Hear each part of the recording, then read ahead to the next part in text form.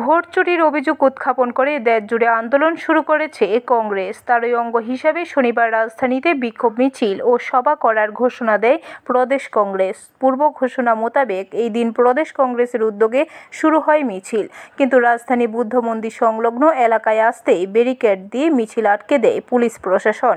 তারপর সেখানেই কংগ্রেসের বিক্ষোভ সভা অনুষ্ঠিত হয়। উপস্থিত ছিলেন প্রদেশ কংগ্রেসের ইনচার্জ সপ্তগিরি শঙ্কর উলাকা, সর্বভারতীয় কংগ্রেসের সম্পাদক তথা প্রদেশ কংগ্রেসের ইনচার্জ ক্রিস্টোফার তিলক, প্রদেশ কংগ্রেস সভাপতি আশিস কুমার সাহা, বিধায়ক সুদীপ রায় বর্মন, বিধায়ক বিরজিৎ সিনহা সহ অন্যান্য নেতৃত্ব। সবাই দেশের প্রধানমন্ত্রী নরেন্দ্র মোদীর তীব্র সমালোচনা করলেন বিধায়ক সুদীপ রায় বর্মন। তিনি বলেন, দেশের ভালোর জন্য নয়, আদানি আম্বানির ভালোর জন্য জনগণের কোটি কোটি টাকা দিয়ে বিদেশ ভ্রমণ করছেন প্রধানমন্ত্রী নরেন্দ্র মোদী। ভয় পাওয়ার কিছু নেই। আগামী দিন আমাদের আরেকটা কথা বলে যায়,